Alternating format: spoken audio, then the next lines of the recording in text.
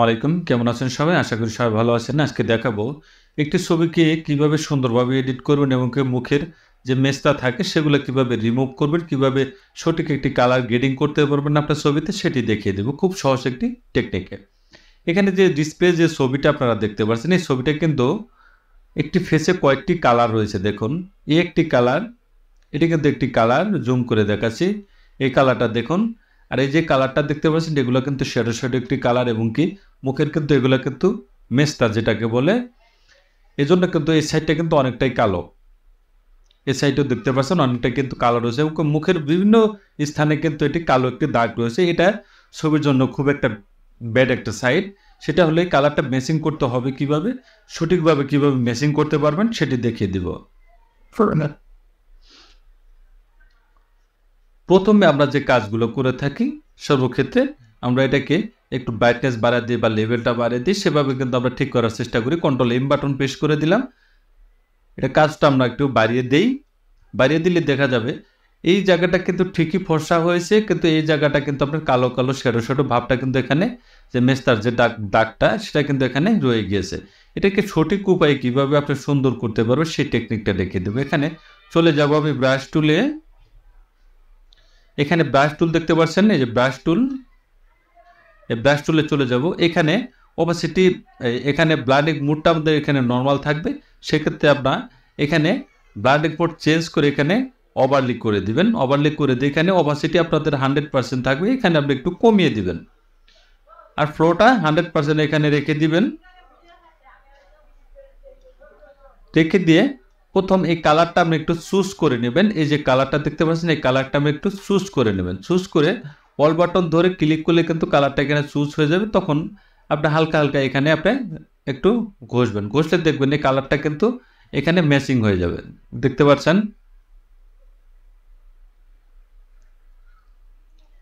এই যে সাদা যে শ্যাডো যে কালারটা ছিল সেটা কিন্তু এখানে রিমুভ হচ্ছে। এভাবে আপনি এখানে ঘষবেন।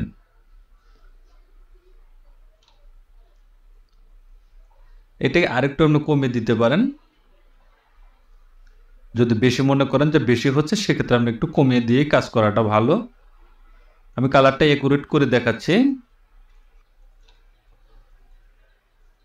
যতটুক জায়গা কালো রয়েছে এবং কি শ্যাডো যে কালারটা এবং মেস্তার দাগটা ওটা আপনার এখানে ঘষে ঘষে এটাকে রিমুভ করে দিবেন।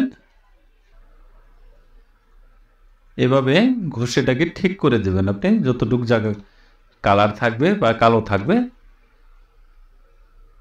এখন দেখুন কালারটা কিন্তু সম্পূর্ণ কিন্তু এক হয়ে গেছে। এখানে দেখা যায় যে এক হয়ে গেছে। এখানে কিন্তু এখন কিন্তু শ্যাডো শ্যাডো যে ভাবটা বা মেস্তার যে দাগটা সেটা কিন্তু এখানে নেই বললেই চলে। এখানে দেখতে পাচ্ছেন কালারটা কিন্তু এখানে ম্যাচিং কিন্তু হয়ে গেছে। এখন ছবিটাকে আপনি একটু গ্রেডিং করে সুন্দর করে নিতে পারেন। সুন্দর করার জন্য এখানে ডুপ্লিকেট লেয়ার করে নেব আমি। কন্ট্রোল যে বাটন প্রেস করে লেয়ার করে নিলাম। কন্ট্রোল আই বাটন প্রেস করে ছবিটাকে ইনভার্ট করে নেব। ইনভার্ট করে এখানে চলে যাব ব্লাডিং মোড। ব্লাডিং মোড থেকে এখানে বিবিট লাইট করে দেব আমি। বিবিট লাইট করে দিলাম। এখন চলে যাব ফিল্টারে। ফিল্টারে গিয়ে যাব এখানে আদার্স। আদার্সে গিয়ে যাব হাইপাস। আদার্স, এখানে হাইপাস দেখতে পাবেন। হাইপাস দেখে ছবিটা একটু আমি স্মুথ করবো। সেক্ষেত্রে আপনি রেডিয়াসটা একটু বাড়িয়ে কমিয়ে দেবো। ছবির মান অনুযায়ী দিবেন আপনি কতটুকু পরিমাণ দিলে ছবিটা একটু গ্রেডিং ফুল আসবে। সেক্ষেত্রে আমি এটা এখানে ওকে করে দিলাম। এখন চলে যাব আবার ফিল্টারে। এখানে যাব ব্লার। এখানে গাউসিয়ান ব্লার দেখতে পাবেন।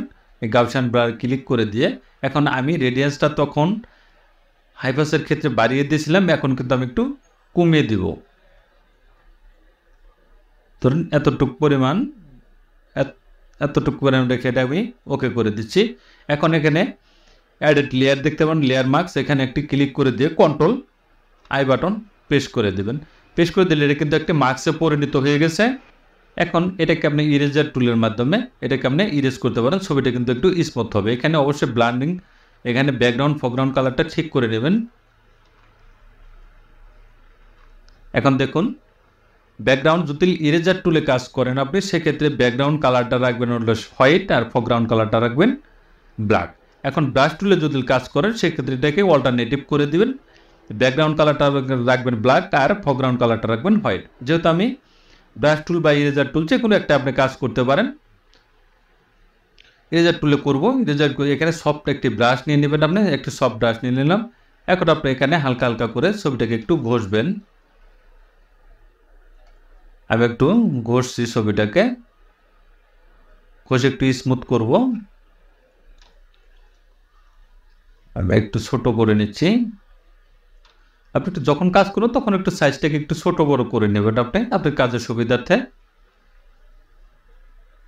আমি একটু সাইজ একটু ছোট বড় করে নিলাম যাতে আমি কাজটা ভালোভাবে করতে পারি, সেজন্য।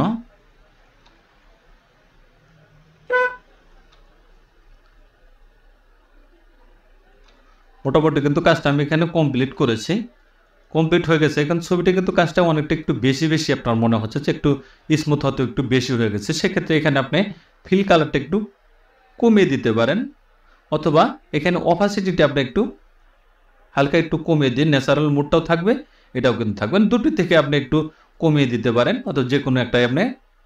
ধরুন আমি একটু ফিল কালারটা একটু হালকা একটু কমিয়ে দিলাম, ছবিটাও ন্যাচারাল মুড থাকলো, ছবিটা কিন্তু একটু সুন্দর দেখা যাবে। দেখুন অ্যান্ড ছবিটা কিন্তু সঠিকভাবে ওকে হয়ে গেছে। দুটি লেয়ার আমি এক করে নেব, Ctrl+Shift+E বাটন প্রেস করে এক করে নিলাম। ছবিটা কিন্তু অনেকটা শার্পিং হয়েছে, অনেকটা কিন্তু স্মুথ কিন্তু এখানে হয়ে গেছে। এখন আরেকটু স্মুথ করতে চাইলে ছবিটা কিন্তু বেশি স্মুথ হয়ে যাবে, সেক্ষেত্রে আমি এতটুকু পরিমাণ রেখে দিলেই ভালো। এখানে আমি কালার গ্রেডিংটা একটু ঠিক করে নেব, ঠিক করার জন্য Ctrl+B বাটন প্রেস করে দিয়ে কালার যে গ্রেডিংটা এটা আমি ঠিক করে নিচ্ছি। হাইলাইটে ক্লিক করে দেবো, ব্লুটা একটু হালকা একটু বাড়িয়ে দেব, সাইডটা একটু কমিয়ে দিলাম, আমি এখানে বাড়িয়ে দিলাম। Ctrl+M বাটন প্রেস করে দিয়ে হালকা কাজটা আমি একটু বাড়িয়ে দিচ্ছি, বাড়িয়ে দিলাম। এখন এটার ব্যাকগ্রাউন্ডটা ইরেজ করে দেবো। ইরেজ করার জন্য চলে যাব ম্যাজিক টুলে বা কুইক টুল, এখানে আমি এটা সিলেক্ট করে দিচ্ছি। সিলেক্ট করে দিয়ে এখানে ডিলিট বাটনে প্রেস করলে দেখবেন এখানে দুটি অপশন থাকবে, এখানে আপনি কালার সিলেক্ট করে দিবেন। কালার সিলেক্ট করে দিয়ে আপনি কোন কালারটা এখানে দিতে যাচ্ছেন সেই কালারটা আপনি এখানে চুজ করবেন। চুজ করে ধরুন এই কালারটা আমি চুজ করলাম, এটা ওকে করে দিয়ে এটা ওকে করে দিচ্ছি। ব্যাকগ্রাউন্ডটা কিন্তু এখানে ইরেজ হয়ে গেছে।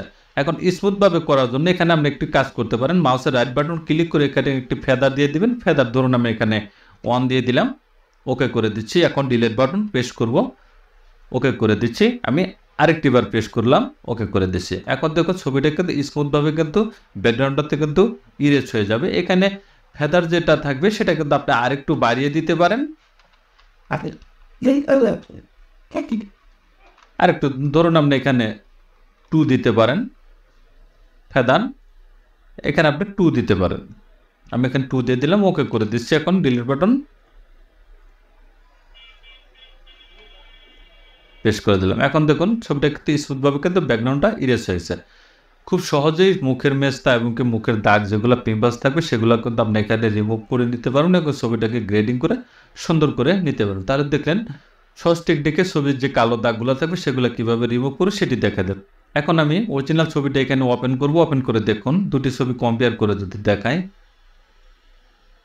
এটা হলো যে ছবিটা আমি এডিট করেছি, এটা হলো অরিজিনাল ছবিটা। দেখুন এটি কতটা স্কেচ রয়েছে এবং এটা দেখুন কতটা ফ্রেশ হয়ে গেছে, ছবিটা কত সুন্দর হয়ে গেছে। তাহলে দেখবেন খুব সহজ টেকনিকে একটি ছবিকে আপনি সুন্দর করে নিতে পারে। থ্যাংক ইউ গাইজ, ভালো থাকবেন সবাই। ভিডিও যদি ভালো লাগবে অবশ্যই লাইক কমেন্ট শেয়ার করুন, সাবস্ক্রাইব করবেন, বেল আইকনটি চালু রাখবেন, নতুন নতুন ভিডিও পেতে চ্যানেলটি ফলো করে রাখবেন। ভালো থাকবেন, সুস্থ থাকবেন, আল্লাহ হাফেজ।